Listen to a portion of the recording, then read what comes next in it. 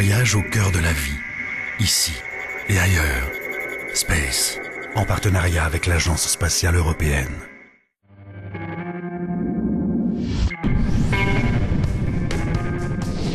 Des scientifiques ont réalisé une nouvelle carte de la lumière originelle de l'univers.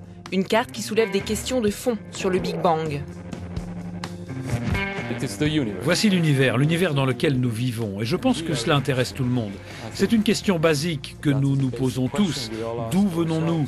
Où nous situons-nous là-dedans?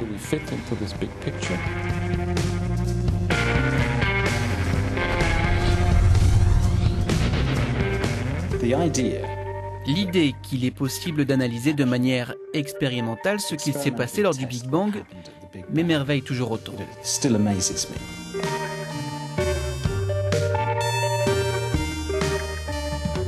L'idée derrière Planck, c'était de réaliser la meilleure cartographie possible du rayonnement thermique issu du Big Bang.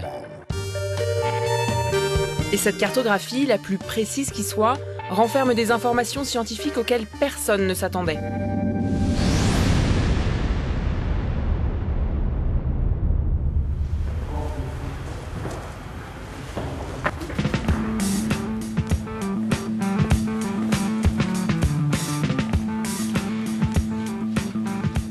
Nous allons voir une carte très spéciale, la carte du rayonnement de fond cosmologique hyperfréquence réalisée grâce au satellite Planck.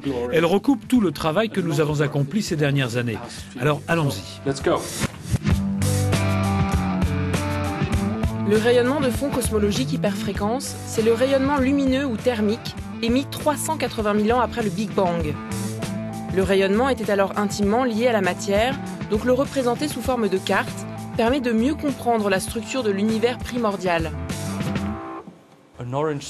Une tache orange ou une tache bleue, certaines de ces taches vont évoluer. Certaines taches avaient à cette époque des densités de matière légèrement supérieures ou légèrement inférieures. Elles vont encore évoluer pour devenir de plus en plus denses ou de moins en moins denses et vont finir par ressembler aux structures que nous observons aujourd'hui. Elles vont se transformer en étoiles, qui vont ensuite se regrouper en galaxies, qui vont elles-mêmes se regrouper en amas de galaxies.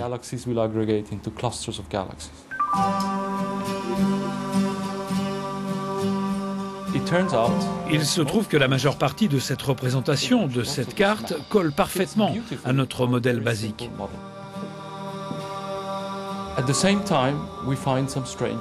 En même temps, nous avons aussi détecté des éléments surprenants. Et c'est là que ça devient intéressant, car il y a des éléments qui ne collent pas.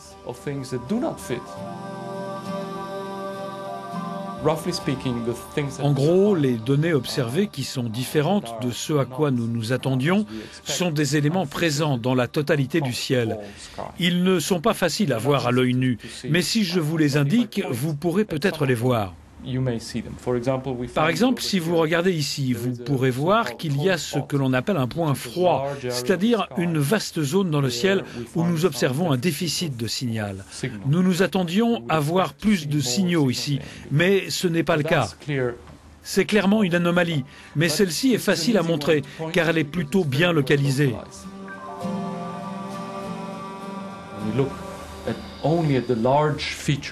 Quand on regarde les grandes caractéristiques de cette carte, on se rend compte que notre modèle de référence, notre théorie la plus aboutie, ne correspond pas aux données. Il y a un manque de signal là où nous nous attendions à en voir.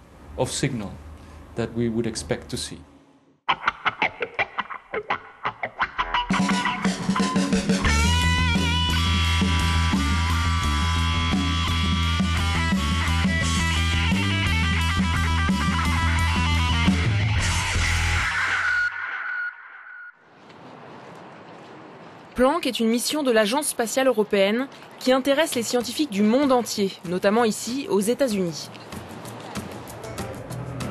Le professeur Bruce Partridge était parmi les premiers contributeurs au projet. Il savait que les informations issues de cette mission livreraient des détails sans précédent sur le Big Bang et ses implications. Planck est la première étude du ciel avec une gamme d'ondes électromagnétiques difficiles à observer depuis la surface terrestre.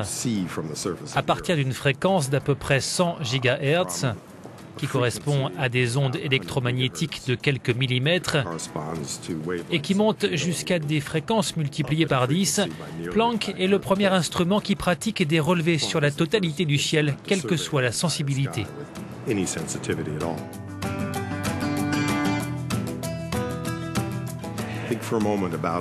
Rappelez-vous des avancées qu'ont connues les appareils photo quand ils sont passés de quelques mégapixels à 6, 8, puis 12 mégapixels. En gros, Planck fait le même bond en avant, des résolutions bien plus élevées et une plus forte sensibilité pour cartographier cette surface.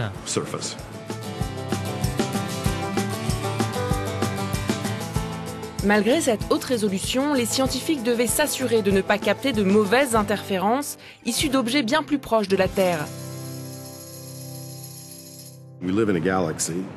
Notre galaxie elle-même émet un rayonnement thermique qui peut biaiser ou imiter la chaleur issue du Big Bang. Cela doit donc être contrôlé. Planck a donc été conçu avec un certain nombre de bandes de fréquences sensibles aux émissions issues de la galaxie ou de sources radioélectriques de fond afin que nous puissions supprimer ces effets et isoler les signaux cosmologiques issus du Big Bang.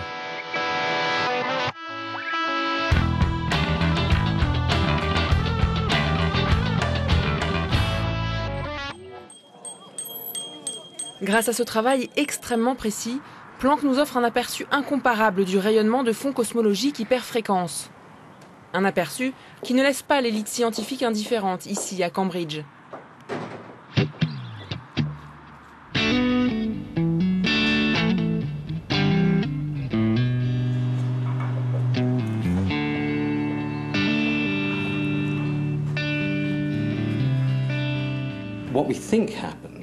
Nous pensons que l'univers a connu une phase où sa croissance était plus rapide que la vitesse de la lumière. Et donc, une minuscule petite tache pouvait s'étendre très rapidement et créer l'univers. L'univers que nous voyons aujourd'hui. Donc vous avez au départ une petite tache qui gonfle et qui devient immense.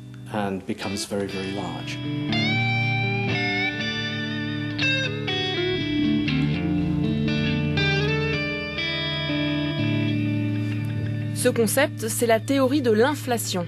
Et cette théorie est remise en cause par les observations de Planck. Nous observons ces formes étranges qui ne devraient pas exister selon les théories basiques de l'inflation. Et donc c'est tout à fait possible que nous en ayons une perception incomplète. Il se peut que nous nous soyons trompés et que cette inflation n'ait pas eu lieu.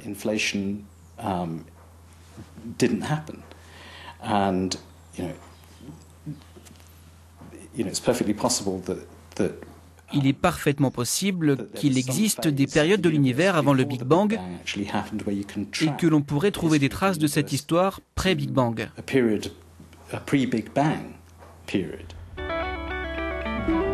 La mission Planck pourrait nous amener à remettre en question nos théories sur les origines de l'univers. La difficulté, c'est qu'à une petite échelle, les données correspondent bien à nos modèles théoriques, mais à une plus grande échelle, le signal issu du rayonnement de fonds cosmologiques hyperfréquences est bien plus faible que prévu.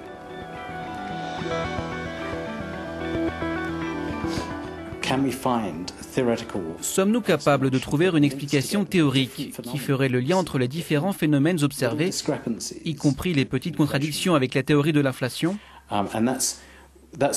C'est possible que nous devions changer de paradigme. Parce que, pour le moment, aucune explication théorique claire n'est capable de faire le lien entre ces anomalies. Mais si on parvient à trouver une théorie qui fait le lien entre des phénomènes jusque-là sans aucun rapport, alors on construit une nouvelle physique. Cette mission audacieuse va vraisemblablement apporter un éclairage nouveau sur la transformation de l'univers de sa naissance à aujourd'hui et sur son évolution future.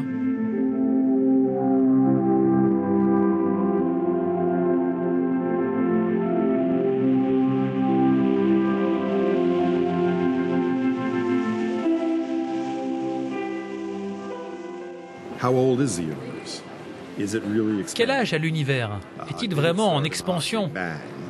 Cela a-t-il commencé avec le Big Bang? Grâce à ces observations, on trouve des réponses à ces questions. Oui, ça a commencé avec le Big Bang. Nous savons quand il s'est produit. Il y a 13,7 milliards d'années. Pas 14, pas 15, mais 13,7 milliards d'années. Ce sont des réponses basées sur des observations. Et des questions que se sont posées les hommes depuis des millénaires trouvent des réponses au cours de ma propre vie. Ce sont des réponses claires, précises, physiques et basées sur des observations.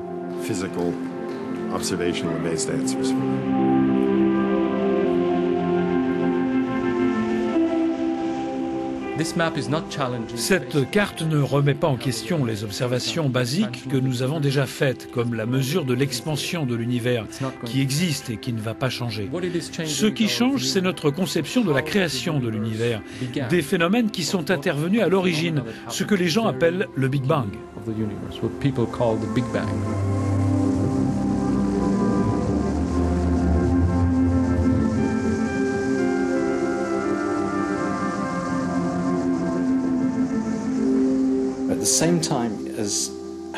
En même temps, avoir ces beaux résultats expérimentaux qui correspondent presque au modèle simple de ce qui pourrait s'être reproduit lors du Big Bang, mais qui ne correspondent pas parfaitement non plus, ce n'est pas vraiment une surprise. Nous n'avons pas encore la science infuse en physique, et cela signifie qu'il y a encore beaucoup de travail à accomplir. That means that there's plenty of work to do in the future.